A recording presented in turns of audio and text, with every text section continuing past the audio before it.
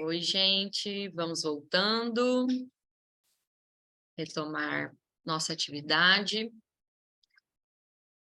Sou suspeita para falar, mas agora eu tenho que apresentar uma pessoa bastante importante para nós aqui, que além de ser a palestrante que vai falar com a gente, é membro da nossa equipe organizadora, né, que é a Fernanda Ribeiro Alves Manzan, que vai falar sobre a transgeracionalidade da violência sexual infanto-juvenil, traumas e cuidados em saúde mental.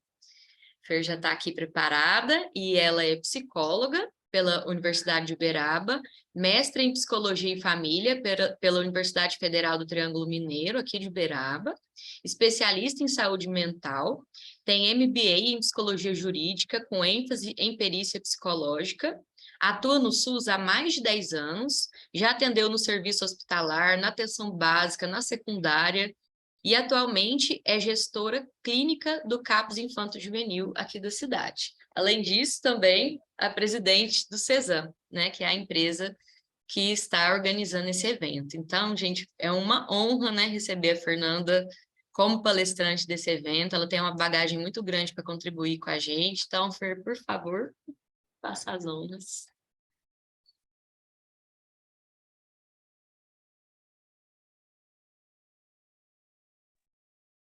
Obrigada, Ju. Obrigada por me apresentar para o nosso público.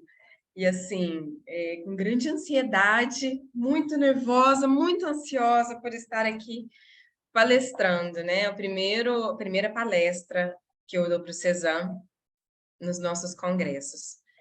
Então, bom, vamos lá. Sintam-se à vontade, estamos em casa, podem me interromper, podemos conversar durante a palestra ou ao final, como vocês preferirem. A transgeracionalidade da violência sexual infanto-juvenil foi o tema da minha dissertação. Então, é para mim um tema muito caro, né? É algo de extrema importância de falar, de se ouvir, de se ler, de se estudar cada vez mais, algo tão frequente na nossa sociedade. Pode passar, por favor. Bom, para a gente falar sobre a transgeracionalidade da violência, primeiro nós temos que caracterizar a violência. Como o professor Aragão falou, né, na última palestra, nós precisamos falar a mesma língua, né? O que eu entendo como violência, o que o outro serviço entende como violência, para que possamos agir em conjunto, agir em rede. O que é violência? Eu, Fernanda, e a Organização Mundial de Saúde, né? Então, vamos lá, falando sobre o que é violência lá na Organização Mundial de Saúde desde 2012, de que forma que ela define violência.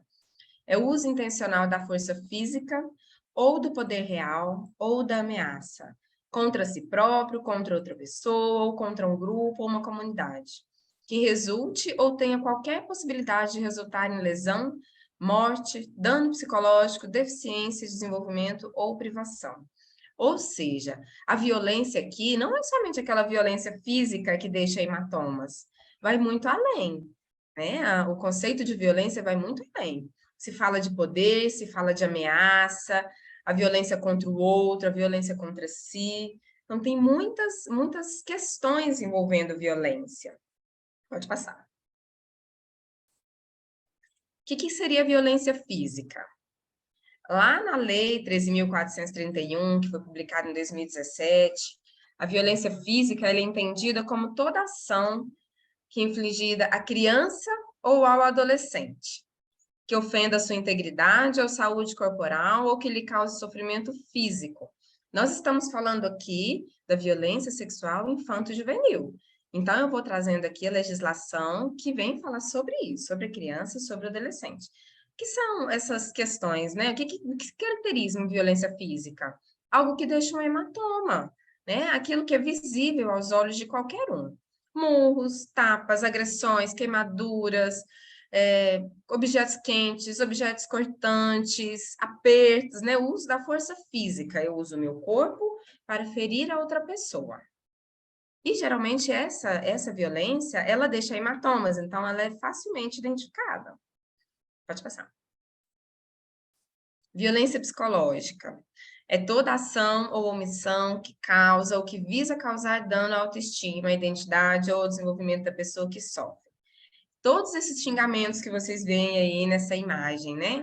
Tudo isso tem a ver com a violência psicológica, são estigmas, são rótulos, e além desses xingamentos todos, né, desse vocabulário, outras questões como ameaça, como o uso do poder, também entra aqui na violência psicológica. Pode passar. Violência institucional. E aqui tem muito a ver com a palestra do professor Aragão, né? Nessa mesma lei de 2017, lá no artigo 4º, né, ela descreve a violência institucional como aquela prática por instituição pública ou conveniada, inclusive quando gerar revitimização. Quando nós deixamos de notificar, quando nós deixamos de questionar da maneira adequada, quando a nossa escuta ela não é passiva, quando a nossa escuta ela visa obter dados de forma investigativa e não de forma de cuidado, tudo isso gera revitimização. E aí, isso caracteriza, sim, uma violência institucional. Pode passar, John.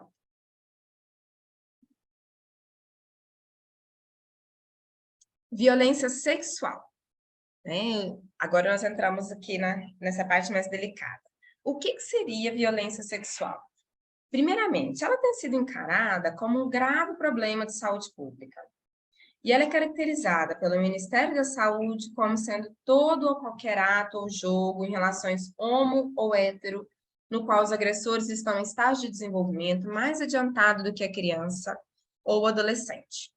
Essa situação ela ocorre quando o agressor tem por objetivo a estimulação da vítima, ou a utilização dessa vítima para a obtenção da sua satisfação. E ainda em situação que visa lucro, exploração e a exposição à pornografia. Eu ainda não vou explicar esse slide, porque eu quero ler o próximo para poder conversar sobre eles. Pode passar, John, por favor. E na legislação? Falei da violência sexual na saúde. Agora, violência sexual na legislação. Nessa mesma lei de 2017, ela altera o ECA e ela vem estabelecer o Sistema de Garantia de Direitos da Criança e do Adolescente, vítima ou testemunha de violência. Então, não necessariamente ela tem que ter sido a vítima, pode ser que ela tenha testemunhado, ela tenha visto algo acontecendo. O artigo 4º dessa lei, ele vem falar das diferentes formas de violência praticadas contra crianças, e ele entende a violência sexual como qualquer conduta que constrange a criança ou adolescente a praticar ou presenciar a conjunção carnal ou qualquer ato libidinoso, inclusive exposição do corpo em foto ou vídeo por meio eletrônico ou não. Bom, e aí? Né? Não vai dar para a gente conversar agora tanto, mas a gente vai conversar sobre isso depois, mais vezes, né? Mas percebem a diferença na violência sexual na saúde e a violência sexual na legislação? Ambas falam qualquer conduta que constrange a criança ou adolescente a praticar ou presenciar a conjunção carnal. Volta, Jonathan. Volta lá. E aí lá vem o Ministério da Saúde um pouco mais amplo, né? No qual os agressores estão em estágio de desenvolvimento mais adiantado do que a criança ou o adolescente. O adolescente, a partir de 14 anos, 12 anos, já dependendo de onde a gente se basear, na Organização Mundial de Saúde, no ECA. E aí, né? Como que fica tudo isso? Porque a lei que vem falar sobre a violência sexual, que vem falar, olha, o crime de violência sexual, ela protege até 14 anos. A partir dos 14 anos, ela não é mais um crime. Ou seja, a partir dos 14 anos, a pessoa consegue consentir. E aqui na saúde, o Ministério da Saúde vem nos atentar para isso, o desenvolvimento mais adiantado do que a criança ou adolescente. Então, nós temos que ter muita atenção em relação a isso. Por que eu chamo atenção para isso, né? Para essa questão da violência sexual e da idade. A idade que é destacada em ambos, tanto no Ministério da Saúde quanto na legislação. Não é que elas não conversam, elas conversam, sim, muito, né? Elas buscam a proteção, elas visam a proteção, sim, mas nós temos que nos atentar enquanto profissionais que estamos na saúde pública, estamos no SUS, quem nós estamos protegendo. né? Olha um adolescente que pode estar abusando de uma criança, um adolescente de 16, 17 anos, tendo algum tipo de situação libidinosa, algum tipo de relação, algum tipo de sedução com uma criança de 8, né? Então, há situações em que a gente tem que se atentar a isso, um estágio de desenvolvimento mais adiantado. Pode passar, Jonathan. Pode passar também isso na legislação. E aí eu venho perguntar aqui para vocês, né? Venho falar um pouquinho sobre abuso ou violência. Qual o termo correto de se utilizar? Vocês devem ter observado que desde o início dessa apresentação, eu venho falando violência sexual, e em nenhum momento eu falei abuso sexual. Mas nós escutamos abuso rotineiramente, em diferentes espaços. Então, abuso é o correto, violência é o correto, violência é só quando tem o uso da força física, quando tem somente ameaça, que é abuso. Eu já ouvi muitos questionamentos desse tipo, né? A legislação vem nos dizer que o abuso sexual, todo tipo de situação libidinosa é uma violência sexual. E o abuso é um subtipo dessa violência sexual. Nós temos o abuso sexual, temos a exploração. Volta lá atrás, Jonas, por favor. Mais um. Aqui. Não, é esse aí. Nós temos o abuso sexual, temos a exploração sexual e temos também o tráfico de pessoas, que é aquele tráfico com o objetivo, né, de satisfazer outros sexualmente falando. Então, tem esses 3 subtipos de violência sexual que são definidos pela legislação. O abuso é quando não há nenhum tipo de lucro. É uma relação libidinosa, simplesmente tentando obter a sua própria satisfação, do adulto ou da pessoa em desenvolvimento mais adiantado que a outra. Quando há exploração, há a obtenção de lucros. E quando há o tráfico de pessoas, ainda mais grave, né? Então, não é errado se falar abuso. Pode passar, já. Aí. Não é errado se falar abuso, mas é importante entender que o abuso sexual, ele é um subtipo de violência sexual. Então, tudo é violência, né? Não importa se houve o contato físico, se houve a agressão física, se houve uma chantagem, né? Não pode contar para o papai, não pode contar para a mamãe. Isso também é violência, tudo isso é violência. Aqui, né, no nosso município, nós utilizamos a nomenclatura violência sexual e não somente o abuso. Pode passar, John. Cenário atual, aqui, enquanto nosso país, né? Essa tipologia de violência, dentre todas as violências que nós já falamos, a violência física, a violência psicológica, moral, a violência institucional, tem também a violência patrimonial. A violência sexual é a mais frequente em nosso país, dentre esse público, né, infância e infanto-juvenil, criança e adolescente. E ela vem sendo tratada com muito interesse, devido ao crescente número de casos, de notificações, né, dos órgãos competentes. Esses órgãos, eles precisam trabalhar na implementação dessas políticas públicas de apoio, de prevenção, de sensibilização e de assistência integral às vítimas. Como que nós fazemos tudo isso? Trabalhando em rede. Não dá para manter aqui aquele olhar, né, messiânico, como o professor Aragão falou na palestra anterior. Né? Eu consigo, eu vou cuidar, porque ela mobiliza a ação de diversos entes políticos. Um CAPS infantil, por exemplo, não consegue trabalhar no apoio, na prevenção, na sensibilização e na assistência integral às vítimas. Nós precisamos da atenção básica para auxiliar tudo isso.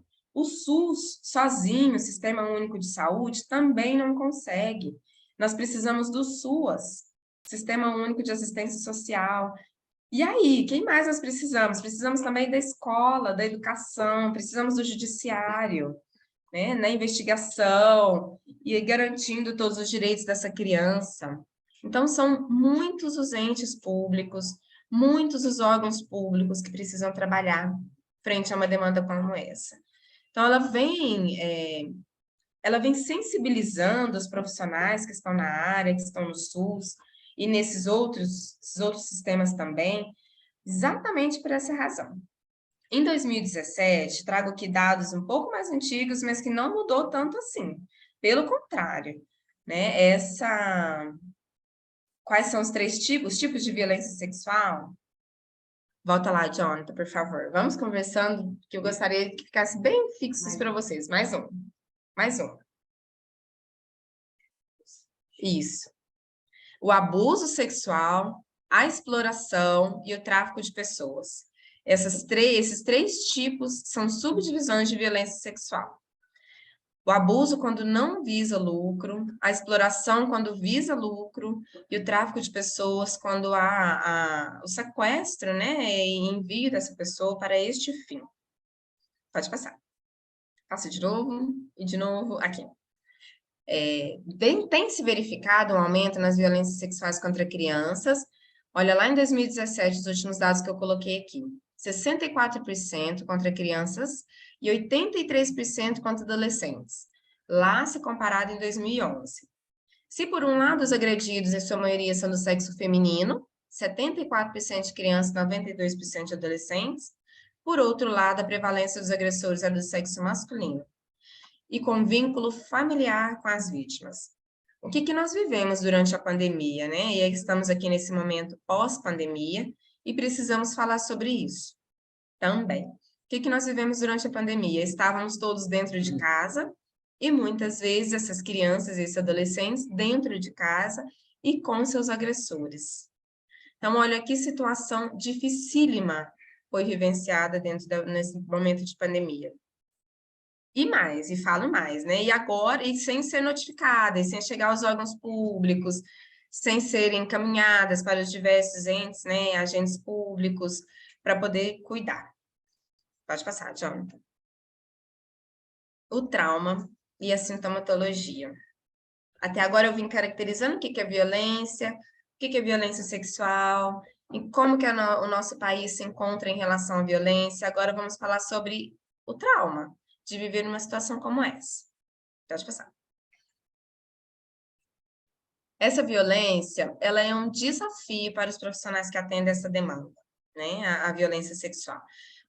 Por quê que ela é um desafio? Primeiro, porque ela remete a muitos tabus. Muitos tabus. É muito difícil conversar sobre sexualidade. O que perguntar, como perguntar, de que forma conversar sobre isso, o que eu entendo como violência. Acho que eu não falei lá atrás, né? Que a violência sexual vai além do ato em si, libidinoso. Falei? Falei? Tá. Bom, e ela chega cheia de ambiguidades e cheia de incertezas, né, em relação ao curso dos eventos. Por exemplo, vou trazer exemplos para vocês. A mãe fala uma coisa, a avó fala outra coisa, a tia ou tio fala outra coisa, a criança traz outra situação. E aí, muitas vezes, o profissional de saúde, ele tem muitas dúvidas ali sobre o que aconteceu de fato, né? Sobre o que ele precisa saber, o que mais ele precisa questionar para poder dar continuidade ao seu atendimento. E tudo isso ele vem dificultando a construção de estratégias para prevenir danos e uma boa intervenção terapêutica. Além do mais, falar sobre sexualidade isso remete a um conjunto de valores, sentimentos a respeito da própria sexualidade, a respeito da própria infância, da própria família e dos tabus culturais também. Vou trazer um exemplo aqui, né, dos tabus culturais. O que eu, Fernanda, considero como sendo normal, como sendo comum para uma mocinha de 12 anos? Eu, Fernanda, eu considero normal dançar funk? Eu, Fernanda, eu considero normal namorar? Eu considero normal ter uma relação? Né? E tudo isso vai mexendo muito, porque eu preciso me ater às técnicas, às leis, e não somente ao que eu considero normal. E isso leva ao profissional de saúde a ter muitas dúvidas, ao profissional que está inserido no SUS a ter muitas dúvidas, mas isso é abuso ou isso não é um abuso? Não, mas é normal um rapaz de 19 anos namorar uma mocinha de 12. Mas e aí, isso é um abuso ou isso não é um abuso? Então, o profissional de saúde mental, o profissional que está inserido no SUS e nos outros sistemas também, ele acaba tendo muitas dúvidas. Isso tudo dificulta a construção de estratégias para prevenir danos. É possível que os profissionais eles experimentem conflito de conflito de opiniões sobre culpas, sobre responsabilidades dos adultos envolvidos, por exemplo. Mas essa mãe é conivente? com essa situação de abuso dentro de casa. Nossa, mas essa mãe, ela não quer que eu leve essa situação para o conselho tutelar, isso independe do meu desejo. Eu preciso levar, é minha obrigação compartilhar essa informação com os outros órgãos, né? Dúvidas sobre o compartilhamento de informações com a própria família. E será que eu posso contar tudo isso para a família? Essa criança me trouxe todas essas questões, eu devo falar, e vou falar para quem? Né? Se eu acredito que essa mãe seja conivente. Olha quantos desafios, quantas dificuldades o profissional que está inserido no SUS e nos outros sistemas também encontram ao se deparar com uma demanda como essa. Pode passar. A violência sexual e os prejuízos causados, né? Primeiro, o segredo ou até a não revelação. Não é raro chegarem, né, crianças e adolescentes, quando elas conseguem revelar essa situação, elas já estão sendo vítimas há anos. É o que nós chamamos de abuso crônico, situação crônica, né, de violência. Não é uma situação aguda, não é um episódio único. Geralmente isso vem acontecendo há muitos anos. E pior, né, isso vem acontecendo dentro da família há muitos anos. Mas nós vamos falar sobre transgeracionalidade mais à frente. O medo, a vergonha, também não é raro crianças e adolescentes sentirem vergonha, sentirem medo de tocar nesse assunto, sentirem medo de as coisas piorarem, né? Do agressor realmente consumar as ameaças que faz, né? Quantas vezes eles dizem, olha, mas nós não fala isso para sua mãe, você não pode falar isso para sua mãe, senão eu vou fazer tal coisa. Não pode falar isso para ninguém, esse é um segredo nosso. E esse ciclo de silêncio, ele vai expondo as vítimas por longos períodos de tempo à violência. Ciclo de silêncio da criança ou do adolescente vítima, da família, que muitas vezes se cala para não expor a situação, fala, nossa, mas eu vou falar uma situação como essa, eu vou expor minha filha, eu vou expor meu filho, né? Eu vou levar o conselho tutelar, a família toda vai ficar sabendo, quando a família fica sabendo, né? E outra situação, pior ainda, o ciclo de silêncio dos profissionais, quando esses profissionais não levam adiante os cuidados e a notícia e não aciona a rede de proteção. Então, o ciclo de silêncio, ele expõe essas vítimas a longos períodos de violência, o que aumenta ainda mais os riscos de desenvolver consequências negativas e importantes. O tempo ele não contribui para a eliminação de sintomas referentes a esse trauma. Não há uma situação assim que não, ela vai esquecer. Deixa isso passar, o tempo cura. O tempo auxilia, né, nesses traumas, e não, o tempo nesse trauma não auxilia. Pelo contrário, né, as consequências da violência sexual e do ciclo de silêncio, o não falar, esperar que o tempo ajude a acalmar essa situação, traz enormes prejuízos ao desenvolvimento psíquico da vítima ao longo de toda a vida, não somente enquanto criança, enquanto adolescente, que atrapalha o desenvolvimento, atrapalha a vida escolar, atrapalha a socialização, mas ao longo de toda a vida, mesmo lá na vida adulta, tudo isso tem sim, respinga sim e traz sim prejuízos. E outra situação que o tempo ele não contribui, né, para a eliminação desses sintomas, é que pode haver inclusive um ciclo de repetição, que é a dita transgeracionalidade, pelo não falar e pelo não cuidar. Esse ciclo ele vem se tornando cada vez mais e mais grave, até que a violência encontre um espaço, uma brecha, né, para ser vista e cuidada. Pode passar. Quais os sintomas comuns? Sintomas e diagnósticos comuns da gente encontrar em uma criança e uma adolescente vítima de violência sexual. Sintomas de hiperatividade. Gente, desconfiem das crianças hiperativas. Hiperatividade. Peraí. Oi? Desconfiem desses sintomas da hiperatividade. A hiperatividade, ela tem sido muito comum mesmo, né? Ah, não tinham tantas crianças hiperativas antigamente? Acredito que não tinham tantos diagnósticos. E um diagnóstico, ele vem auxiliar no cuidado. Mas, muitas vezes, aquela inquietação, aquela dificuldade de concentração, dificuldade de ficar quietinha dentro da sala de aula, de prestar atenção, de se relacionar bem com os colegas. Tudo isso pode ser sintoma de hiperatividade, sim, né? Mas também pode estar por trás uma situação de violência, em que ela ainda não consegue nomear, que ela ainda não consegue dizer quais sintomas são esses. Dificuldade de atenção, ansiedade de separação, aquela dificuldade de estar distante do seu protetor principal, né? Principalmente as mães, medos dos mais diversos, medos bizarros às vezes, medos reais, medos irreais, queixas psicossomáticas, retrocesso no desenvolvimento. A criança já desenvolveu certas habilidades e ela tem um retrocesso.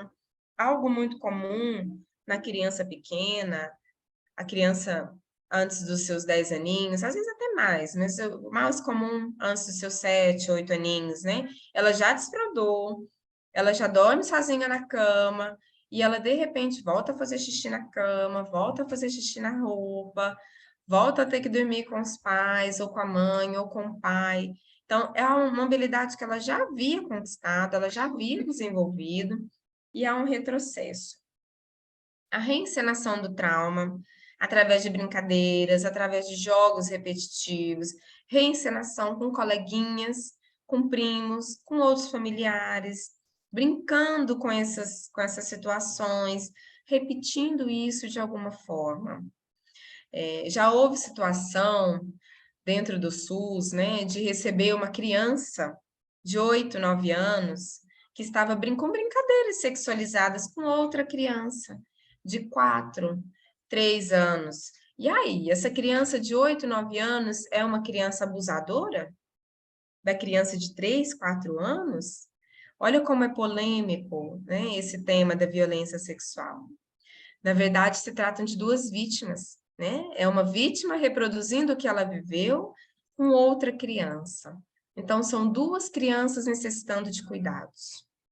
Sonhos traumáticos recorrentes, pesadelos sem conteúdo identificável, interesse diminuído em atividades habituais, aquelas brincadeiras, aquelas atividades que a criança gostava, de repente ela perde o interesse, queda no rendimento escolar, uma criança que conseguia ir muito bem na escola, de repente caiu bruscamente, anedonia, ela perde totalmente o interesse por tudo que antes ela gostava.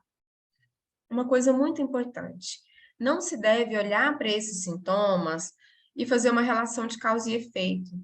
Não é porque ela apresenta todos esses sintomas que é uma vítima de violência sexual. E também não é porque ela não apresenta esses sintomas que não se trata de uma situação de violência sexual. Então, nós precisamos ir um pouco além. Esses sintomas todos são também sintomas de muitas outras psicopatologias.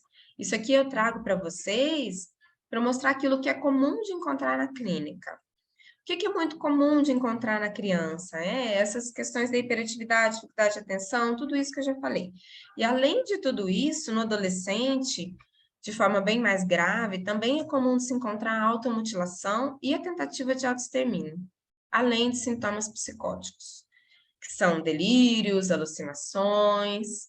E pode passar, Jonathan. Falando um pouquinho dos diagnósticos, né? Dos diagnósticos. É muito comum crianças vítimas de violências em geral, não somente a sexual, desenvolver o transtorno de estresse pós-traumático, que é um transtorno de ansiedade, evidenciado após a pessoa vivenciar ou testemunhar, ou ter sido confrontada com um ou mais eventos traumáticos, e reagir com intenso medo, pavor ou um comportamento de esquiva. As crianças, elas podem desenvolver severas sequelas emocionais, como o TEPT, que é o transtorno de estresse pós-traumático, após viverem experiências traumáticas das mais diversas, maus tratos, violência sexual, guerra, acidente de carro, desastres naturais ou sérias condições médicas. Por essa razão, nós não devemos estabelecer aquela relação de causa e efeito. Apresenta essa sintomatologia, então é uma vítima de violência sexual. Não necessariamente. É preciso ter uma escuta atenta e passiva para conseguir dizer que é realmente, né, afirmar que é realmente um caso de violência sexual. Pode passar.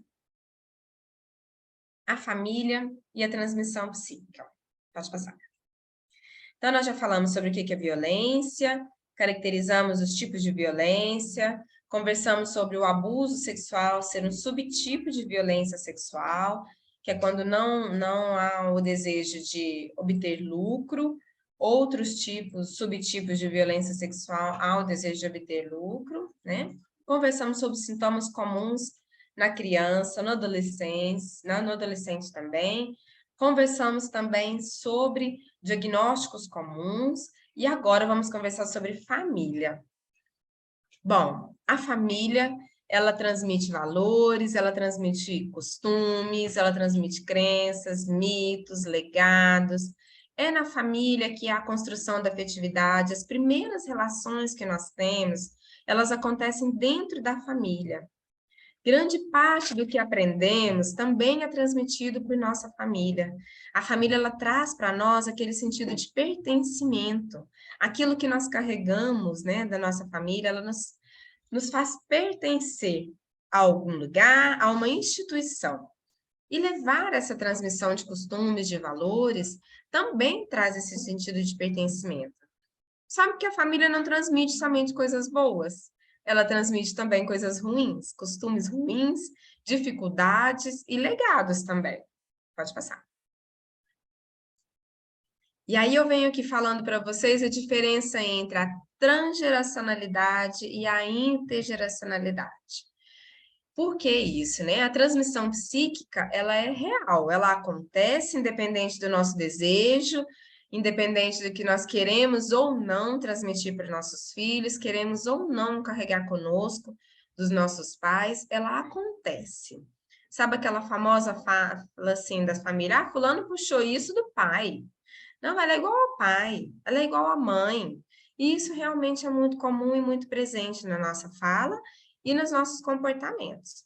A intergeracionalidade, ela vem falar daqueles costumes, daqueles valores, daquilo que é passado de uma geração para outra e que não traz esse viés da negatividade.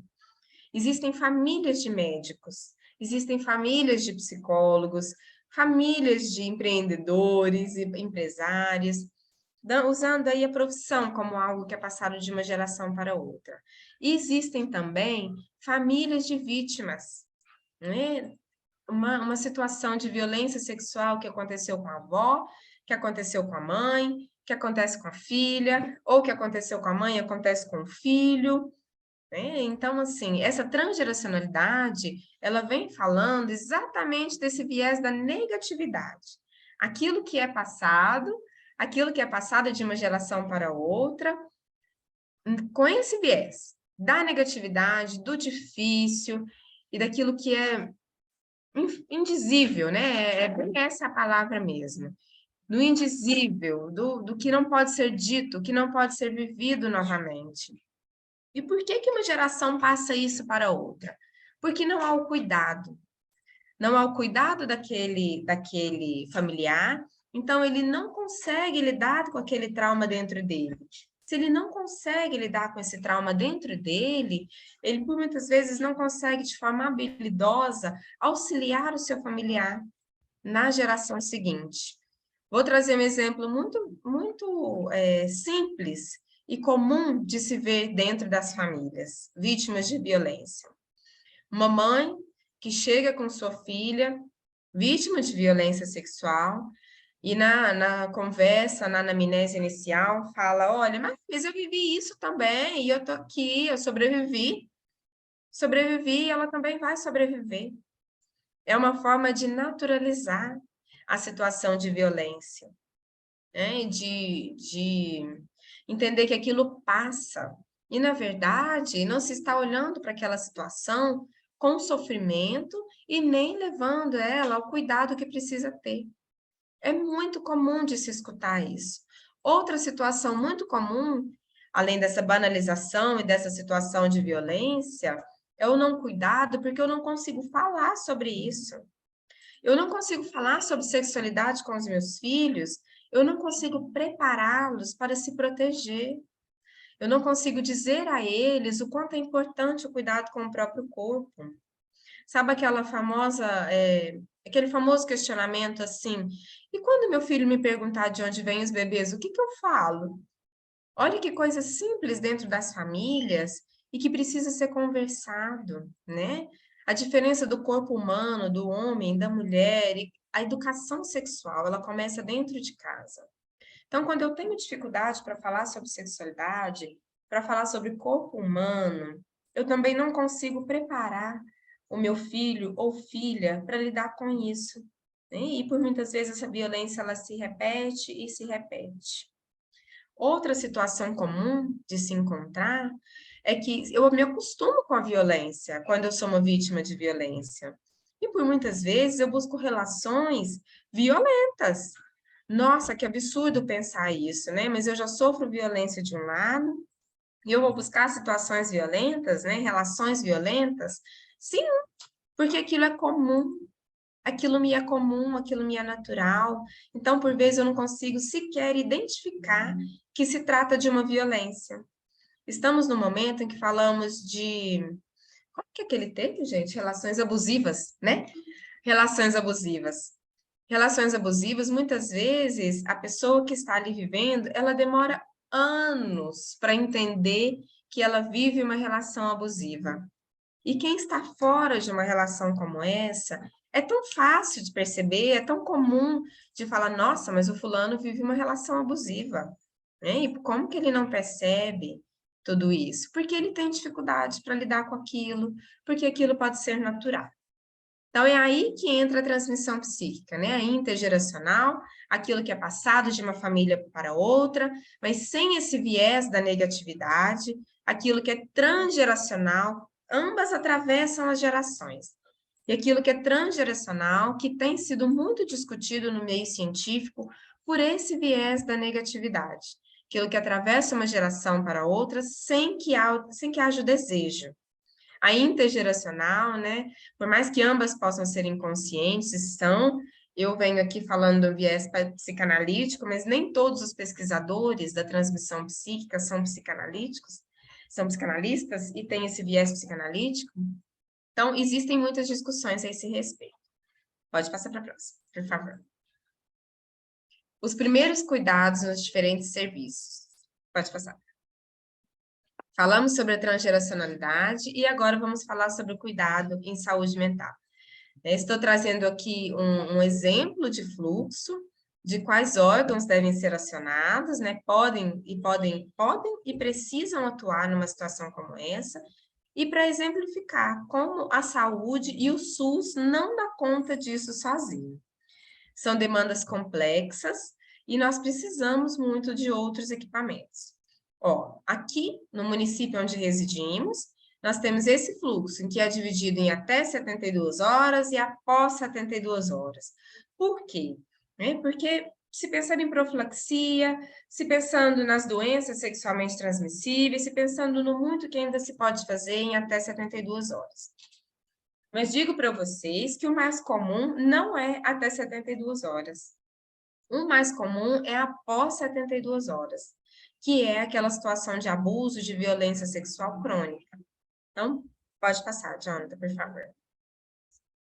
São os mesmos órgãos. Se vocês forem observar, são os mesmos órgãos. Só que lá, até 72 horas, o primeiro local, a porta de entrada, é um hospital das clínicas. E aí, esse hospital, ele se encarrega de acionar o conselho tutelar, e o conselho tutelar se encarrega de acionar os demais equipamentos. Mas quais equipamentos públicos são esses? O conselho tutelar, ele precisa acionar a polícia civil e militar, para trabalhar nessa questão da proteção. Também o Ministério Público da Infância e Juventude, a Vara da Infância e Juventude, para garantir a proteção dessa criança e dos direitos dessa criança e desse adolescente. O CREAS. Por que o CREAS? Porque é uma criança que está com direito violado. Ela precisa que todos os equipamentos trabalhem em conjunto. Então, ela aciona o CREAS para garantir essas demais políticas públicas, o terceiro setor, as ONGs, a ação do CRAS no território, e aciona o CAPS. O CAPS, aqui no nosso município, ele se chamava CRIA, porque ele foi criado antes da legislação dos CAPS, né? lá da portaria que regulamenta os CAPs, mas é o CREAS e o CAPS. Por que o CAPS, né? Porque é uma demanda muito grave, de um contexto muito agravado. Por muitas vezes, ela acaba não tendo uma sintomatologia muito agravada. E aí, se não tem essa sintomatologia muito agravada, aí ela é encaminhada para a unidade básica de saúde, para se prevenir agravos, para ter o cuidado, a prevenção. Mas olha quantos equipamentos trabalham aqui. De todos esses equipamentos, o único que pertence ao SUS, os únicos, é o CAPS Infanto Juvenil e a Unidade Básica de Saúde. Todos os outros equipamentos, eles não pertencem ao SUS, mas eles precisam dialogar. Senão não há uma situação, né? Não há uma prevenção, um cuidado de forma integral. Pode passar, John. Não, volta. Volta, por favor. Esse cuidado, ele... Mais um, passe de novo. Eu estou até 72 horas lá no Hospital das Clínicas. Para frente. Aí. Esse cuidado, lembra lá no primeiro slide, onde eu falo assistência integral, lá nos primeiros. Assistência integral às vítimas, é porque eu estava falando dessa situação de fluxo. Nesse fluxo aqui, usando este como exemplo, dentre tantos outros. Olha a referência e a contrarreferência, como são setas, né, que precisam ocorrer. O Conselho Tutelar precisa dialogar com todos esses órgãos e esses órgãos também precisam dialogar entre si para que haja realmente a proteção e assistência integral. De que adianta lá no SUS, no Sistema Único de Saúde, eu utilizar as melhores técnicas, ter ali os melhores profissionais, uma equipe engajada, cuidando daquela criança, daquele adolescente, e esse adolescente retornar para casa e passar por nova situação de violência sexual. De que me adianta isso? Ele vai chegar na semana seguinte tão sintomático quanto ele estava na semana anterior. Vou prepará-lo, vou sensibilizá-lo, vamos conversando sobre isso? Vamos conversando sobre isso, vamos cuidando disso, com toda certeza. O cuidado, ele nunca é uma perca de tempo. Mas o cuidado sem o fator proteção, nós perdemos tempo na proteção. Né? O cuidar é essencial. E faz parte desse cuidado que os outros equipamentos atuem também. Há uma comunicação direta e eficaz quando precisa de fluxo. Ele funciona da forma como deveria? Olha, aqui no nosso município, que nós temos esse fluxo desenhado há 10 anos, ele funciona. Né? Os equipamentos, eles conversam muito bem entre si no encaminhamento, no encaminhar. Né? Agora o Conselho Tutelar, ele precisa encaminhar para o Ministério Público, para a Polícia, para o CREAS e para o CAPS. Ele encaminha para todos estes.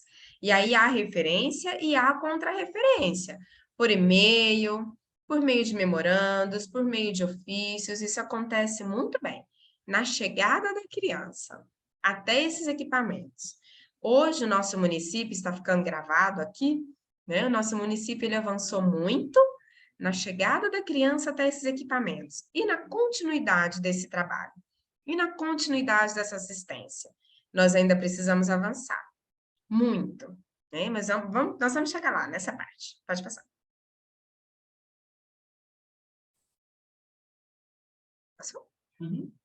A escuta inicial. Pode deixar aí mesmo, é esse slide mesmo. A escuta inicial, né? Como que essas crianças chegam no SUS? E o que que acontece lá dentro, né, do SUS? A criança chega até o equipamento de saúde. Hoje, aqui no município em que eu atuo, ele chega no CAPS Infanto Juvenil. Mas essa criança, ela pode chegar também na atenção básica. E ela começar a falar sobre isso lá no postinho de saúde, na unidade básica de saúde. E aí, o que que precisa ser observado? O que que precisa ser olhado nessa criança, né? Nós temos é muito importante a investigação, a proteção, que se saiba o que está acontecendo, como está acontecendo, mas o profissional, ele precisa se ater ao órgão, né, as competências do órgão que ele está inserido, para que não aconteça violência institucional. Porque se eu ultrapasso os limites, as limitações daquele órgão, do objetivo daquele órgão que eu estou inserida, eu estou cometendo violência institucional. Vou dar um exemplo, para ficar mais fácil, né? Vamos falar da prática. Se eu pergunto para um adulto, né? Qualquer adulto que está aqui, quando foi sua última relação sexual? E você se sentiu bem? E quantas vezes aconteceu? Onde foi? Como que ela aconteceu? Aqui, né, entre adultos, que falar sobre sexualidade, que viver sexualidade é uma coisa comum. Não são perguntas constrangedoras? Imagina falar sobre isso, perguntar isso para uma criança. Imagina se eu, psicóloga, atuante no SUS, pergunto isso, se a professora, geralmente as primeiras revelações acontecem na educação, se a professora pergunta isso, e aí a professora pergunta, ela leva para a coordenação, fala, não, mas eu preciso levar para a coordenadora. Isso é muito sério. Aí a coordenadora pergunta de novo, aí leva para o conselho tutelar pergunta, mas como que aconteceu isso? Onde foi? Quanto tempo tem? Pergunta de novo. Ah, eu vou te encaminhar para o CAPS. O CAPS pergunta de novo. Olha quanta violência institucional essa criança viveu. Isso é chamado revitimização. Nós levamos a vítima a lembrar de tudo aquilo, a relatar tudo aquilo novamente, a sentir o medo, a sentir a raiva, a sentir a vergonha. Nós estamos promovendo saúde? Não estamos. Quando nós temos esse tipo de postura, nós não estamos promovendo saúde, de forma alguma. Dentro do SUS, nós não podemos ir muito nos outros órgãos, porque esse é um congresso de saúde mental e SUS, então vamos falar do SUS. Dentro do SUS, nós precisamos olhar para os processos clínicos, e aqui entra a escuta especializada. A escuta especializada nada mais é do que cada órgão se ater àquilo que lhe compete e levar as informações da sua competência, a conversa, o diálogo dentro de um fluxo de diálogo, de proteção, da rede de proteção, juntar todas essas peças do quebra-cabeça, né? E aí os outros órgãos lá que vêm cuidando da questão do judiciário se ater ao que compete a ele. Mas de forma alguma, né, dentro da saúde, nós devemos perguntar o que aconteceu, quem estava envolvido, como aconteceu, onde aconteceu, quando aconteceu e quantas vezes aconteceu. Para que eu preciso dessa informação para realizar o meu cuidado em saúde mental? Essas informações me servem a quê? Dentro do SUS, em saúde mental, eu preciso observar o desenvolvimento infanto-juvenil, a maturidade cognitiva, os aspectos afetivos e emocionais, como que aquela criança está lidando com tudo isso, a dinâmica familiar, como que essa família se organiza com tudo isso que está acontecendo, os indicadores psicopatológicos, aquela sintomatologia toda que nós conversamos, os problemas de aprendizagem que pode estar acontecendo, os problemas no comportamento infanto-juvenil. Eu, psicóloga, dentro do Sistema Único de Saúde, que vou prestar um cuidado em saúde mental, eu preciso me ater a esses processos clínicos. Os processos investigativos, outro órgão vai cuidar. Isso aqui cabe a quem está cuidando da investigação. Isso aqui não cabe à educação, isso não cabe à saúde, isso não cabe ao SUAS. Cada um cuida daquilo que lhe compete. Enquanto saúde, eu preciso olhar para os processos clínicos, processos investigativos é lá na frente. Judiciário, polícia, outros órgãos, é lá na frente. Pode passar. Ó, olha a diferença aqui da escuta inicial, né, e das técnicas que nós vamos utilizar. A entrevista clínica, nós assumimos que o entrevistado, ele expressa uma verdade, ele vem dizer sobre aquilo que ele vive, sobre aquilo que ele sente, sobre aquilo que ele escuta, sobre os momentos de vida que ele está. A entrevista forense, ela descreve os fatos. Ela tem por objetivo descrever os fatos ocorridos, porque ela vai servir como prova em um processo judicial. A entrevista clínica, o entrevistador que está envolvido, ele está envolvido pela realidade do entrevistado. aquela pessoa que está à sua frente, dizendo sobre a violência que ela viveu, sobre as dificuldades enfrentadas, como não se entregar naquele momento ali, de forma empática mesmo, e ouvir com atenção aquilo que ele está trazendo, a realidade vivida por ele. Ali, lá na entrevista forense, o entrevistador é imparcial. Ele não entende que aquilo ali é uma verdade, né? Ele entende que ele precisa ser imparcial, ele precisa produzir uma prova. Na entrevista clínica, nós trabalhamos com hipóteses iniciais, elas são aceitas, as hipóteses iniciais. Nós precisamos ter uma hipótese diagnóstica. Nossa, se trata de um caso de hiperatividade, se trata de uma situação de violência, e os sintomas de hiperatividade, eles são aí consequência dessa situação. Na entrevista forense, essa realidade ela é externa, a realidade externa ela é avaliada por meio de detalhes precisos. Na entrevista clínica, podem serem utilizadas inúmeras técnicas clínicas. Podem ser utilizados desenhos, brinquedos, a fala da criança, interpretações, jogos, inúmeras técnicas podem ser utilizadas na entrevista clínica.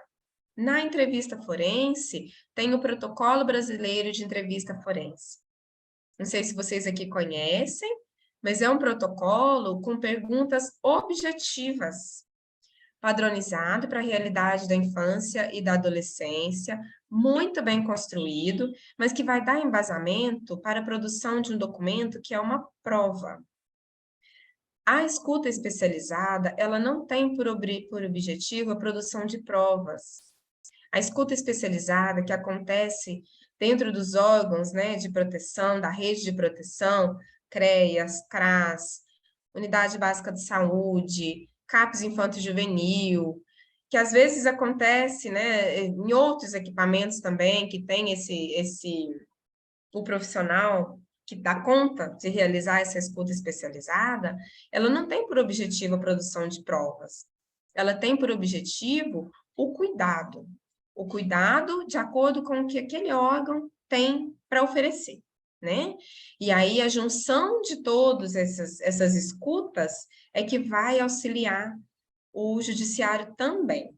Mas nós não estamos, né, no SUAS, a serviço do judiciário. Nós estamos, está sendo gravado, hein, gente? Vamos lembrar disso. Nós não estamos a serviço do judiciário. Nós estamos a serviço da pessoa humana que está à nossa frente. Então, nós precisamos cuidar daquela pessoa que está à nossa frente. A não diretividade da entrevista, ela é essencial, porque a diretividade, ela produz revitimização. Perguntar exatamente o que aconteceu, ela produz revitimização. Como eu inicio a minha conversa com as crianças e com os adolescentes que chegam até o CAPS infantil, encaminhadas por um fluxo de violência sexual, então eles já sabem o que eles viveram. Como eu inicio a minha entrevista com eles? O nome da criança, né? Fulaninho, vamos a um exemplo. Fulaninho, por que você está aqui? Em que a tia pode te ajudar? E deixa a criança falar o que ela consegue falar, sozinha, longe do seu familiar, sem o medo de falar alguma coisa que não pode falar. Eu digo para ela já logo de início em que a tia pode te ajudar. E aí ela vai conseguir dizer aquilo, ela vai dizer aquilo que ela consegue naquele momento. Pode ser que em uma primeira consulta ela não consiga dizer sobre a violência. E ela vai precisar de uma segunda, de uma terceira. Pode ser que ela precise de um grupo para facilitar tudo isso. Tem sintomas que nós sequer alcançamos demoramos muito tempo, né? Para alcançar na psicoterapia individual. E que na psicoterapia grupal ele aparece assim, no primeiro momento. No primeiro dia, ele já vem aparecendo. Então, é preciso muito cuidado ao se tratar uma violência sexual, né? Uma criança, um adolescente vítima de uma violência sexual. Essa ideia, nossa, eu não posso produzir revitimização, ela precisa ser constante, né? Isso que eu estou perguntando, eu preciso dessa informação para embasar a minha prática enquanto profissional atuante dentro do SUS. Se eu não precisar, eu não tenho que perguntar. Eu não tenho que questionar, nem na triagem, e nem no questionamento para sanar minha própria curiosidade, e nem na produção de documentos, nem para produzir documentos, né? Eu tenho que produzir os documentos com base nas informações que eu tenho. Pode passar, João. A contribuição da rede de proteção. A escuta especializada, o depoimento tradicional, muito antigamente não, é uma história recente, antes de 2017. O depoimento das crianças acontecia nesse primeiro formato aí, ó, depoimento tradicional. A criança precisava relatar lá, em meio a outras pessoas, sem esse cuidado de evitar a revitimização. Depois começa a acontecer a escuta especializada e a entrevista forense adequada, né? A escuta especializada, cada órgão fazendo a sua escuta de acordo com aquilo que compete a ele, a junção de todas essas escutas entregue aos órgãos competentes que vão cuidar da proteção, e o protocolo brasileiro de entrevista forense, que é quem visa a produção de provas, fazendo a sua escuta. Assim, reservada, numa sala adequada, em que será respeitada e ela vai dizer de acordo com aquilo que ela dá conta, sem encontrar o agressor, sem ter medo de dizer aquilo que ela precisa dizer. Pode passar. A escuta especializada. Meu tempo tá acabando? Meu tempo já acabou, né? Meu tempo já acabou. Pode continuar, serei breve aqui. A escuta especializada, né, que é o procedimento de entrevista sobre a situação de violência com criança e adolescente perante o órgão da rede de proteção, limitado ao relato estritamente limitando, né, esse relato estritamente ao necessário para o cumprimento de sua finalidade. Eu, psicóloga atuante no SUS, preciso saber se houve penetração ou se não houve penetração. Para quê? Vai mudar a minha atuação? Eu preciso encaminhar para avaliação médica de qualquer forma, com penetração ou sem penetração. Então, eu vou perguntar para aquela criança ou para aquele adolescente, mas houve penetração? Para quê? Eu não preciso saber isso para utilizar as técnicas que eu tenho para utilizar, né? O depoimento especial é o procedimento de oitiva da criança ou adolescente vítima ou testemunha de violência, perante a autoridade policial ou judiciária indicada. Então, nós, na rede de proteção, nós não realizamos depoimento especial. Pelo contrário, né? Nós realizamos escuta especializada. O depoimento especial é a oitiva, é um rito do judiciário. Pode ser que não seja necessário o depoimento especial se a escuta especializada for muito bem sucedida nos diversos equipamentos. Pode ser que o judiciário nem solicite a perícia oficial. Pode ser, sim. Mas não é nosso papel realizar o depoimento especial. A criança ou adolescente, ela deve ser, né, ela será resguardada de qualquer contato, ainda que visual, com o suposto autor ou acusado, ou com outra pessoa que represente ameaça, coação ou constrangimento.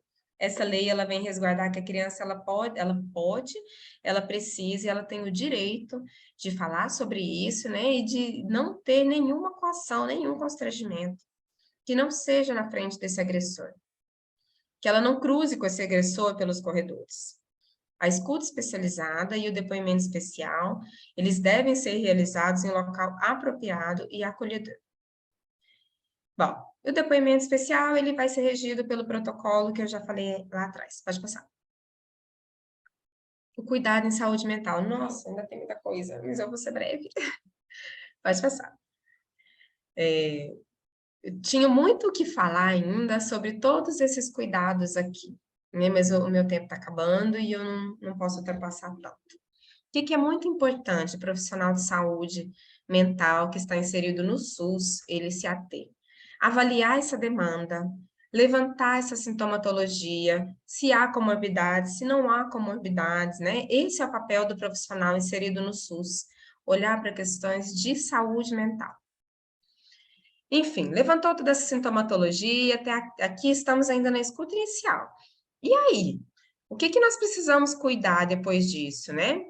Possibilitar um relacionamento saudável entre os membros da família, cuidar dessa criança, desse adolescente e da família também, porque cuidar da criança e do adolescente é olhar para essa família também, do relacionamento saudável a partir do desenvolvimento de um autoconceito adequado. Como que essa criança se vê nessa família, esse adolescente se vê, como que os diversos membros estão se relacionando entre si, trabalhar esses vínculos familiares, identificar esses padrões disfuncionais e a influência das relações familiares na saúde mental desses filhos, dessas crianças e desses adolescentes.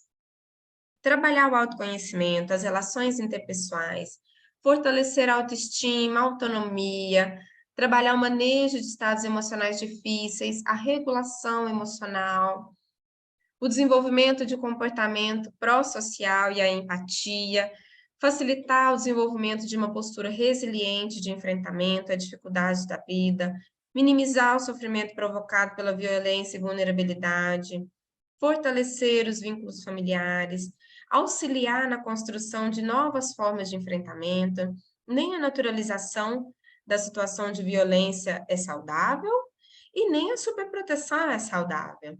Né? É muito comum que ambas as coisas, né, uma situação ou outra, possam acontecer. Ambas são muito comuns dentro das famílias, depois de uma situação de violência sexual. E é um problema, tanto naturalizar quanto superproteger. E também, né, após trabalhar tudo isso, antes de realizar o encaminhamento, por exemplo, para a atenção básica, é importante reavaliar toda essa situação de toda demanda, todo levantamento de sintomatologias e realizar encaminhamentos responsáveis.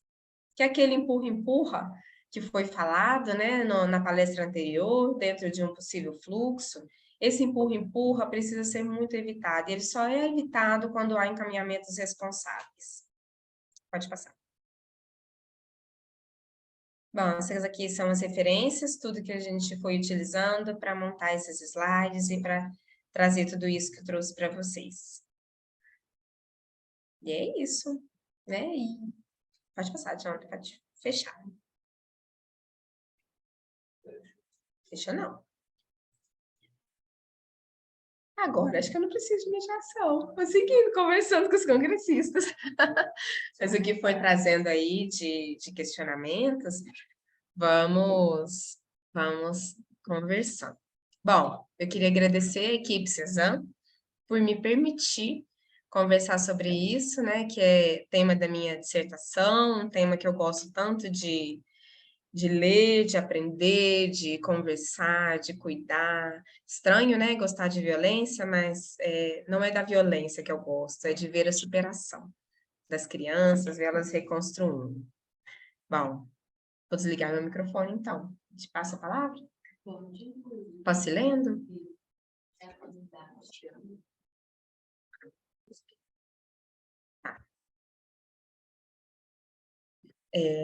O diálogo, a Júnia comentou, infelizmente, subimos isso nas triadas de atendimentos, a Cláudia, o diálogo intersetorial é essencial, há uma comunicação direta e eficaz quando se precisa do fluxo, ele funciona da forma como deveria, ele funciona da forma como deveria nos encaminhamentos iniciais, aqui, nesse nosso exemplo aqui, no município onde eu atuo, né? Mas existem várias possibilidades de fluxo. Tem mais questionamentos? Fê...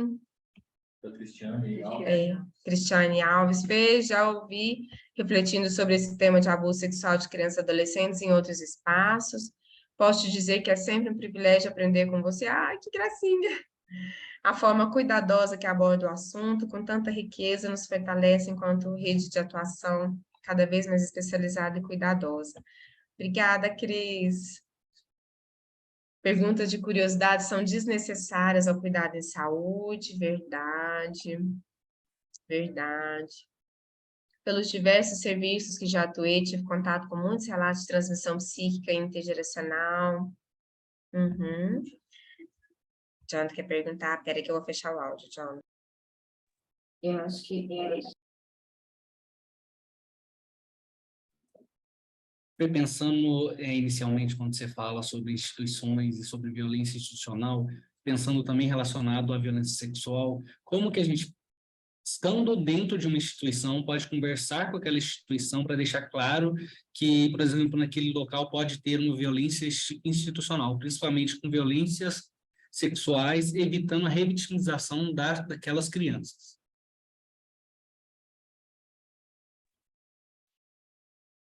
Peraí. Não tem ninguém, então vou deixar aqui desligado. Aí, só meu áudio. Vocês me escutam? Escutam? Aham. Bom, dentro das instituições, como que a gente conversa quando está inserido dentro de uma instituição, isso precisa ser muito claro dentro da equipe, né? Vou trazer a minha vivência enquanto CAPS, enquanto alguém que já esteve na atenção básica, já estive no hospital e hoje estou no CAPS, né? Nós precisamos conversar sobre, mas nós precisamos dessa informação para quê? Por que nós precisamos saber se houve o toque ou se não houve o toque? Aquela criança se sentiu observada pelo avô, por exemplo, ficou constrangida, daí em diante ela teve dificuldade para tomar banho. Por que eu, enquanto serviço de saúde mental, né, enquanto agente público, preciso da informação se houve o toque ou não? Então, é preciso conversar mesmo, dentro da equipe de saúde, aquelas informações que são essenciais. Aqui, dentro do CAPS, onde eu atuo, nós conversamos sempre sobre protocolos. Nós montamos vários protocolos, vários.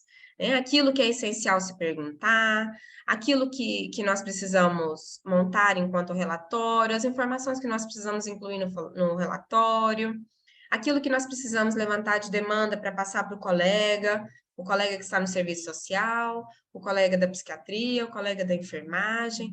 Então, é conversando. Eu entendo que as equipes precisam conversar. Nós estamos falando tanto sobre os fluxos, né, sobre rede de proteção, sobre fluxos, e nós precisamos falar da comunicação também dentro da equipe.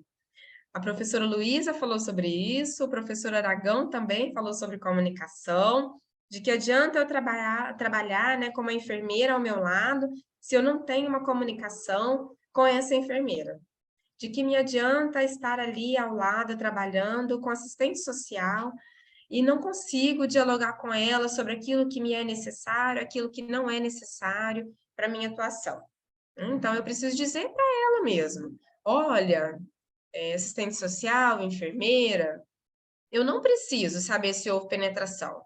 Eu preciso saber, enquanto informação, como aquela criança se sentiu na sua avaliação, na sua triagem, que a triagem, dependendo do órgão que você estiver, ela é interdisciplinar, e no CAPS infantil ela é, infanto-juvenil ela é. Então, eu preciso dizer para aquele profissional quais informações eu preciso. E a enfermeira também precisa me dizer. Né? Como já disse, olha, eu não preciso saber se houve a penetração para eu encaminhar para o médico. Eu preciso encaminhar para o pediatra de qualquer forma, mesmo que não tenha acontecido. Então, eu sei que aquela informação não é essencial para a atuação dela. Então, a melhor forma de lidar com isso dentro de uma equipe é conversando entre a equipe mesmo, entre os profissionais.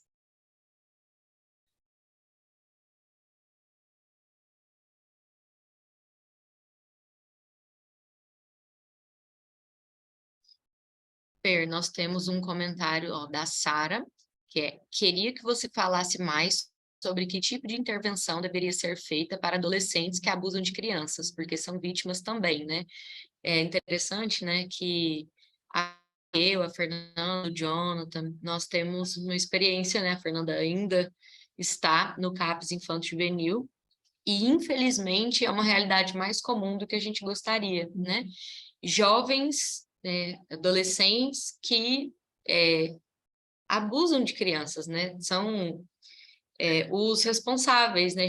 Quando a gente vai ver a criança, descobre que um adolescente foi o abusador, né? Quem causou a violência.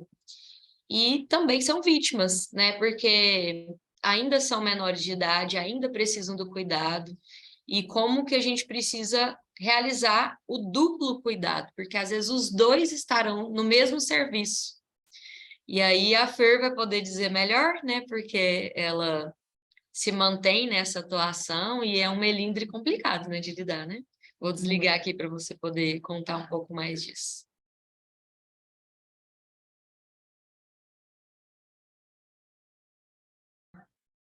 Meu? Bom, é tudo isso mesmo, né, que a Júnia trouxe para nós, né? Se tratam de duas vítimas. Quando essas duas vítimas, elas precisam estar dentro do mesmo serviço, né? A criança chega e ela é vítima de uma situação de violência sexual, e aí o abusador, o agressor sexual, é um adolescente. Chama-se os dois para o mesmo momento? De forma alguma. Agenda-se uma conversa com um na segunda, o outro na segunda de manhã, conversa com o outro e com a família do outro na terça-feira à tarde. Primeiramente, nós não podemos correr o risco deles se encontrarem ali, de reverem a situação de violência. Ambos precisam de cuidado. Aquele adolescente está provavelmente, né, repetindo uma situação de violência que ele já viveu. Então, ele precisa entender que aquilo é violência. Ele precisa entender, ele precisa de cuidados em saúde mental para que ele consiga se relacionar com outras pessoas de uma maneira saudável. E ele só vai conseguir isso se ele realmente tiver cuidado. Se a gente lidar com ele, com esse adolescente, com um rótulo, ele é o agressor, então ele precisa ser punido, ele não recebe cuidado. Se ele não recebe o cuidado em saúde mental, ele provavelmente vai continuar repetindo na vida adulta e por aí vai, né? E aí, onde isso para? Em que momento que essa violência para? Como que a gente rompe com esse ciclo de violência? A gente só rompe com isso cuidando de crianças e cuidando de adolescentes. O primeiro passo é afastar abusador, né, agressor sexual e vítima, mesmo sendo um adolescente. Afasta, não é hora de ter esse cuidado, esse contato, para que se tenha o cuidado. E aí, aos poucos, vai se vendo como que essas coisas vão evoluindo. Já aconteceu situação em que o irmão ou a irmã, né, mais velho, viveu uma situação de violência por anos, anos e anos e anos. Chega lá nos 14 anos, apresenta para o irmãozinho de 3 um vídeo de pornografia. É uma situação de violência. Aquela criança não está pronta para visualizar aquilo, né? Ela não tem ainda recursos para entender o que é uma relação. Ela não entende que aquilo pode ser um carinho. Os adultos entendem. Para a criança, aquilo é muito violento, é muito agressivo, é muito difícil de lidar. Então, é preciso ter a intervenção para ambos, mas com o cuidado de não deixá-los juntos, não é hora disso, de forma alguma, cada um tem as suas demandas diferentes. Enquanto o CAPS Infanto-Juvenil, inserido dentro de um SUS, né, nós recebemos as duas demandas do Conselho Tutelar, o agressor e a vítima. Eles enviam para nós os dois relatórios e falam, atendam. Isso depois de 10 anos conversando e explicando que o agressor também é uma vítima. Né? Lá no início, quando começou esse diálogo intersetorial, não era assim, era-se entendido como agressor. Hoje entende-se que os dois são vítimas. A Laís comentou que gostei muito da sua fala. Muitas vezes vamos para a prática sem esse conhecimento tão bem sistematizado. Parabéns pela sua pesquisa, tema super relevante. Sim, de fato, né? É um tema que falta. A gente vê muito pouco, né, dessas temáticas durante a formação. A Fernanda é psicóloga, né, de formação, e realmente faltou, né? Faltou. Ixi, muito, falta muito. Falta. Então, é uma pesquisa que é bastante necessária e você, além de ter na teoria, tem na prática, né? Diariamente. Diariamente. Então, ela com certeza consegue alinhar as duas coisas aí no dia a dia dela. A Juliana colocou, talvez uma tentativa de entregarmos um trabalho completo, entre aspas, ficamos cegos e perguntamos algo que não é da nossa alçada. Ouvir o paciente continua sendo a nossa maior ferramenta. É a primeira vez que participo de um congresso, estou gostando bastante e amei a palestra, professora. Obrigada por compartilhar sua experiência e seu conhecimento na área. Já vou te deixar comentar, porque isso aqui é importante. Juliana, interessante isso que você está colocando, que mais em cima eu coloquei esse comentário, né, das perguntas desnecessárias. A gente precisa aprender o momento, né, Fer, de saber o que é necessário ou não, que a Fernanda colocou muito isso na palestra dela, com bastante propriedade, né? o momento ou não de fazer determinadas perguntas, porque algumas não são relevantes. Algumas perguntas são de curiosidade, não são de necessidade daquele momento. Às vezes a gente perde o time, sabe? A gente perde a oportunidade de cuidar, a gente perde a oportunidade de atender, acolher o paciente, que naquela hora ele não precisa de uma especulação, ele precisa de um acolhimento, né? Então, saber acompanhar o que o paciente precisa, né? Usar as intervenções certas é mais importante do que sanar nossa curiosidade com o que aconteceu com ele, né? Então, acho que a Fernanda traz essa palestra, né, com a doçura dela, toda alinhada à temática que é muito necessária, para a gente poder realmente aprimorar um pouco esse olhar, né? Que, infelizmente, os índices de violência são altíssimos, né? Especialmente dentro das famílias, então, ela traz aí a transgeracionalidade, que a gente sabe que infelizmente, o que é notificado é muito menor do que o que acontece, né? Então, o que chega aos serviços para nós não é o que de fato acontece dentro das casas, e que a gente possa ter essa sensibilidade de atender da melhor maneira possível, né? Quando chegar a nós. Eu vou deixar a Fernanda comentar o que a Juliana colocou. Acho que nem precisava, né? A Ju já trouxe tudo aí. É bem isso mesmo, né? Nós temos que ter cuidado para não sanar a nossa curiosidade. E eu entendo, Juliana, quando você fala esse trabalho completo, né? Eu falei ao longo desse nosso diálogo aqui, né? Nós não estamos a serviço do judiciário. Nós somos parceiros do judiciário. Nós estamos a serviço da pessoa humana que nos procura. E o judiciário também está a serviço da pessoa humana que está ali, né? Então, nós precisamos entender isso, cada um no seu papel, da sua forma, atuando. Assim, nós conseguimos, de fato, atuar de forma sincronizada, né? E, por muitas vezes, dentro dos serviços do SUS, nós somos cobrados isso. O judiciário, ele precisa de respostas para poder tomar as decisões deles, né? E eles acabam perguntando mesmo para nós. E se nós temos aquela informação, ok, vamos colocar sim nos relatórios, né? É nosso dever proteger, ajudar a auxiliar nessa proteção da criança. Mas se nós não temos essa informação, nós não temos o dever de perguntar, né? Então é super importante a gente lembrar disso o tempo todo, que nós somos parceiros do judiciário pela pessoa humana, né? Que está ali à nossa frente. E muito obrigada, gente, por tantos elogios, por tanto carinho, muito obrigada. Tem mais um. A Tainara, né? Sou ainda colega do Carlos. Belíssima palestra, Fer. Eu só posso te agradecer por poder aprender diariamente com você, tanto quanto profissional, quanto como pessoa. A Sara manda mais um questionamento. Se eu percebo um possível abuso sexual em uma visita do NASF ou ESF, o primeiro passo seria encaminhar para o Conselho Tutelar, CREAS, e afastar essa criança dessa família? Desespero, hein?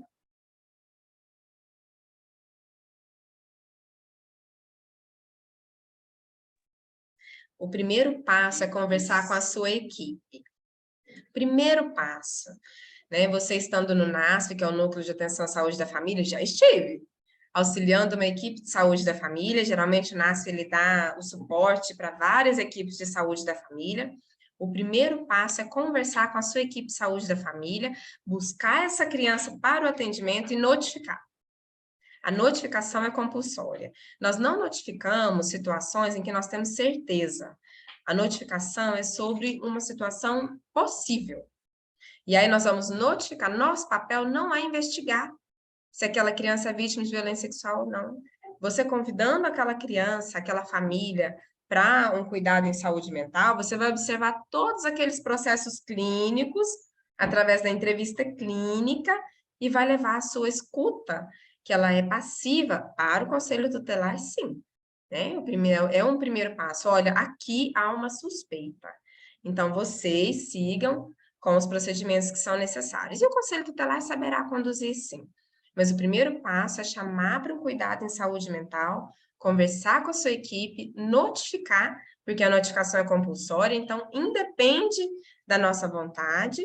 Nós não notificamos situações que nós temos certeza, mas nós notificamos possibilidades, sim, suspeitas.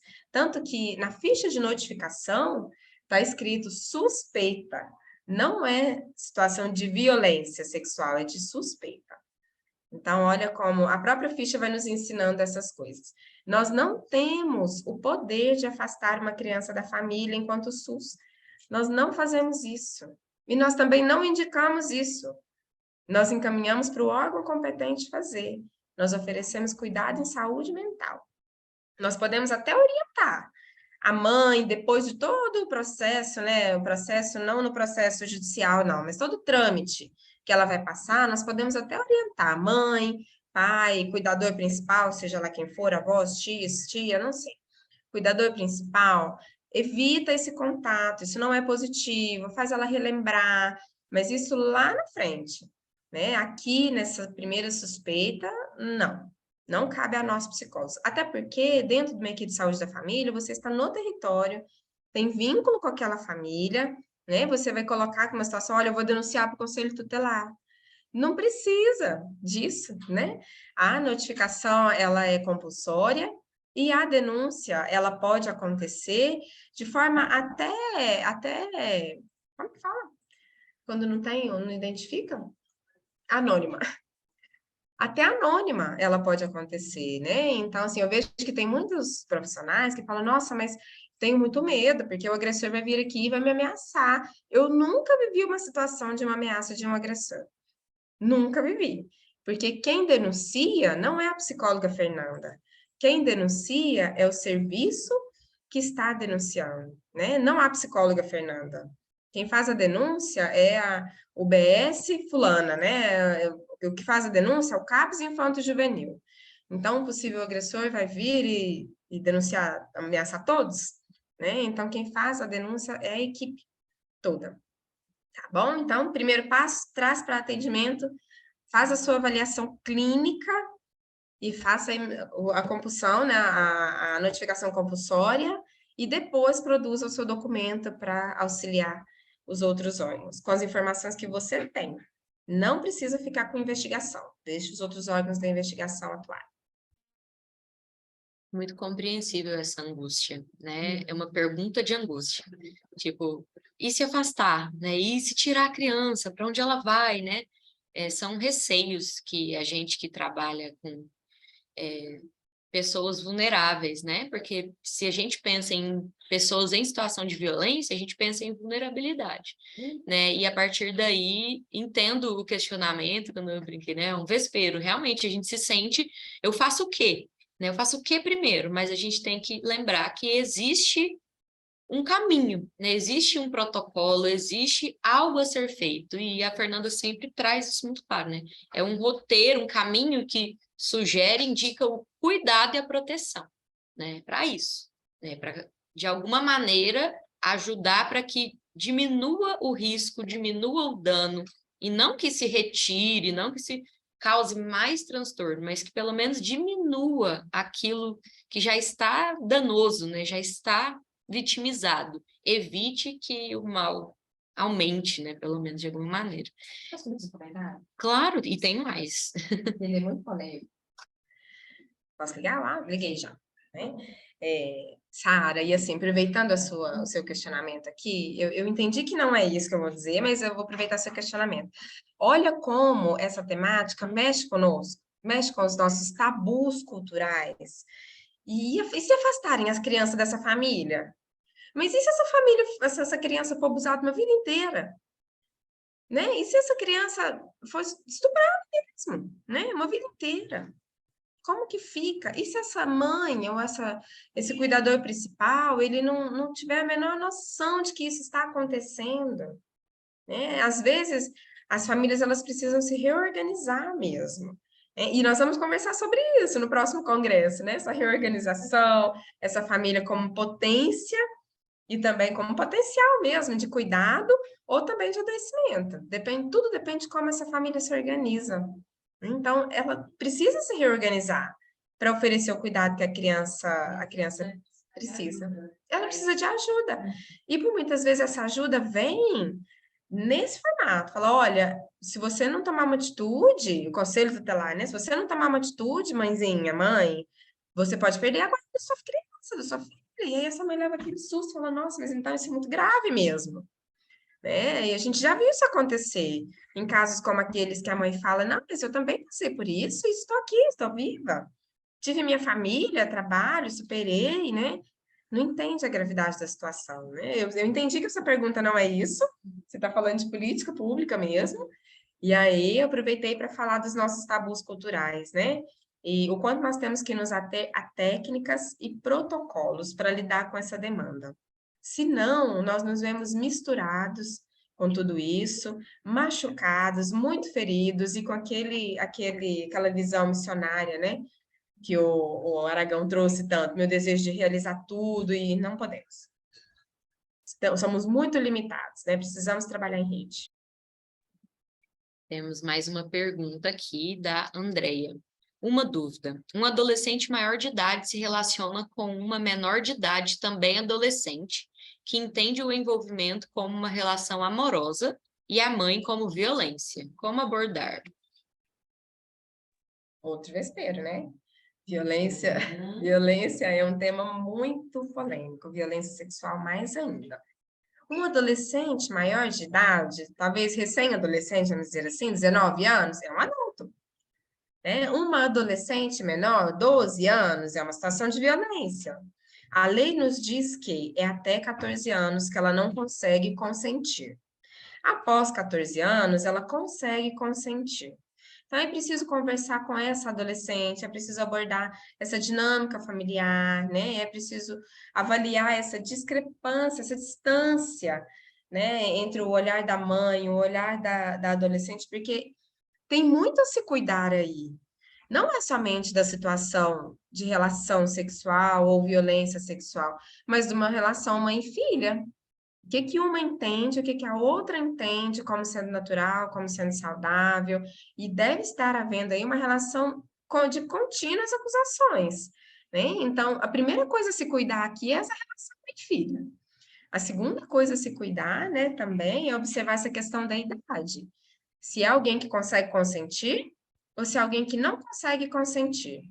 Porque se for alguém que ainda não pode consentir, nós temos a obrigação de notificar e realizar todos aqueles encaminhamentos. Se é alguém que consegue consentir, nós precisamos partir para o olhar do cuidado e verificar como essa adolescente se coloca nessa relação. Em termos de saúde mental, de atendimento dentro de um SUS, o que que ela busca nessa relação? Né? É um pai? Um cuidado? Um carinho? O que que ela busca nessa relação? Um companheiro mesmo? Então, tem tantos vieses, né? Tantas formas de se abordar, depende muito do caso a caso. A pergunta da Caroline.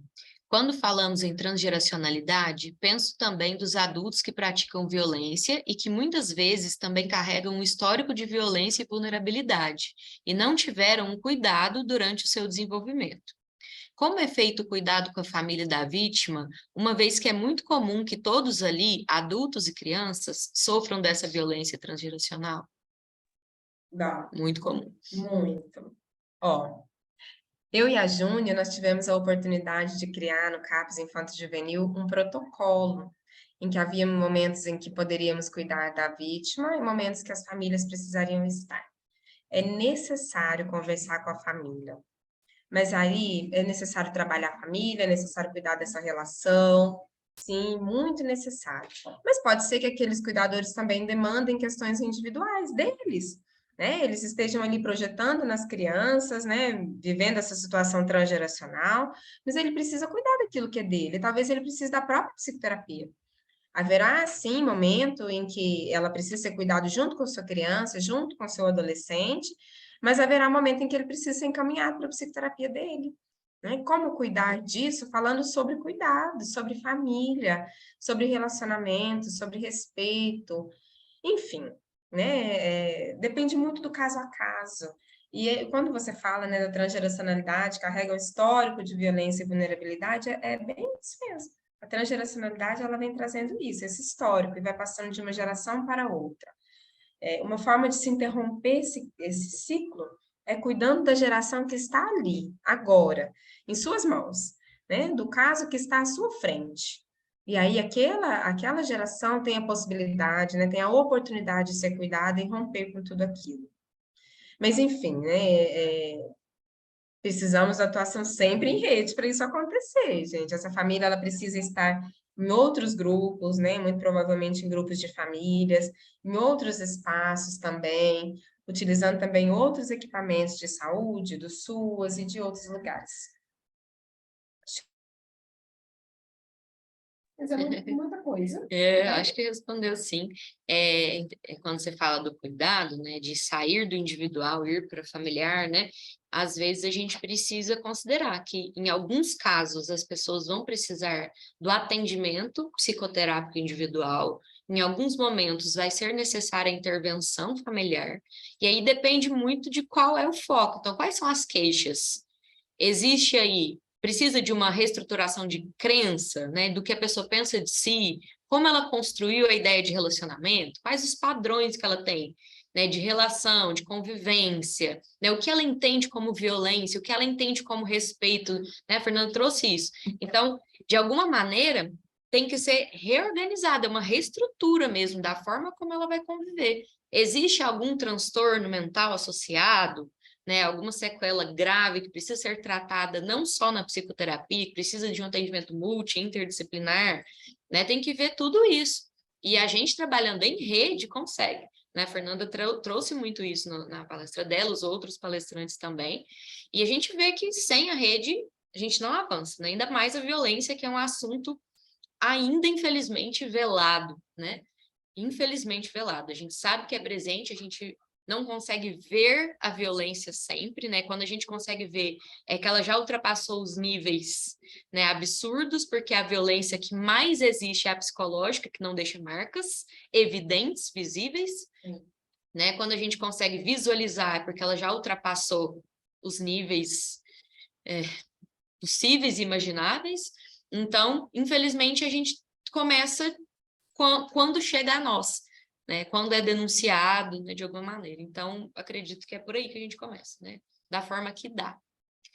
Fer, o comentário da Sara em seguida, depois que você respondeu, ela falou que agradece, né? Falou que amou sua palestra, que é a primeira participação dela em Congresso de Saúde Mental e tá amando. Nós também, somos suspeitos, mas nós também. O Edson comentou, muito bom, parabéns, Fernanda. É necessária a notificação e realizar um comunicado suspeito ao Conselho Tutelar. Isso mesmo. A Rayane comenta, na minha vivência, já vi muitos casos em que crianças foram violentadas severamente e depois de muitos movimentos acabam voltando para o seio agressor, entre aspas, pais autores de violência. E tempos depois, essas mesmas crianças tiveram que ser afastadas novamente da família por novas ações de violência. Sim, nós também já vimos, infelizmente. É uma inquietação pessoal.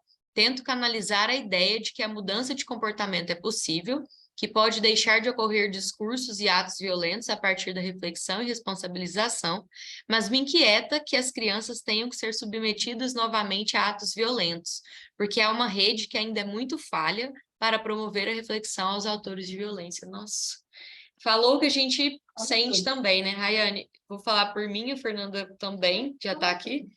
A gente sente a mesma coisa que você. Infelizmente, muitas vezes as crianças são revitimizadas por isso, porque acredita-se que é feito um trabalho de retorno, né, dessas crianças para a família, e infelizmente elas vivem novas ações de violência, né, como você colocou no seu comentário, e precisam ser retiradas. Então a criança foi violentada, é violentada novamente, é retirada, e a cada vez que ela é reinstitucionalizada, ela sofre mais uma marca. E nós já atendemos também, né, crianças institucionalizadas e que foram para o abrigo, saíram, voltaram, e a gente sabe o quanto a cada ida e volta fica mais difícil a adesão, né, aos tratamentos em saúde, aos cuidados.